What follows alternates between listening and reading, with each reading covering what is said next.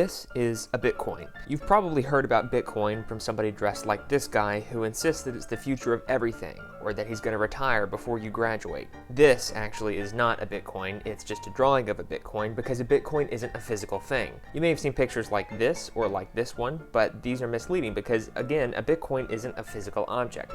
Bitcoins are actually just lines of code. This is a video I've avoided making for a while because it's complicated and kind of dumb. Because it's a virtual currency without any government backing it or any bank supporting it, it was seen as being the electronic version of cash, or even better, something totally untraceable. But you might be asking yourself, isn't the system we already have pretty good? I use my debit card and Amazon sends me my box the next day. Yeah, you know what? The system is pretty good. But not if you're looking to buy something that the government wouldn't exactly love for you to have. So where do Bitcoins come from? Bitcoins are minted as equations and algorithms are solved. The process of solving these equations is known as mining. At first, it was pretty simple math, but as all of the easy equations were solved, the algorithms got harder and harder. At first, people could solve the equations on a sheet of paper, then it required desktop computers to do the math, and now supercomputers are needed to solve equations to earn Bitcoin. Early on, this partly explains how their values seem to be steadily increasing. All of this is done without the backing from any government or financial institution.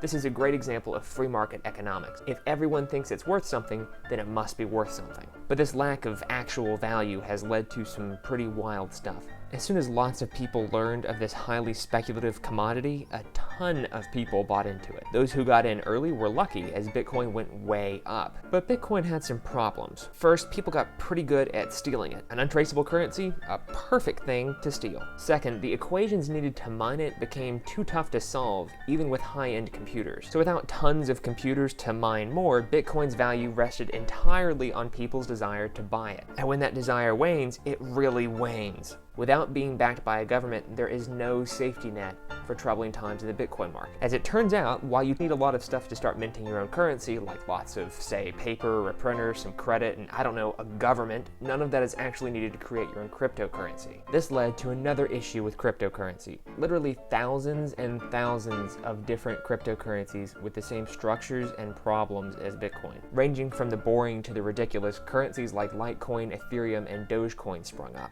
An excellent example of this is one called Useless Ethereum Token, which is incredibly straightforward about how pointless it is. This is their actual FAQ from their website, which is fantastic. I'll post the link to the rest of their website in the description. Just take a look at exactly what is wrong with the cryptocurrency idea. Another thing that's wrong with cryptocurrency, this currency, which is straightforward about being pointless, has almost 4 million in circulation, which means that 4 million times people have taken effort to solve equations to get them. Ultimately, while it's a cool economic concept, Bitcoin offers very little in the way of letting this guy retire anytime soon.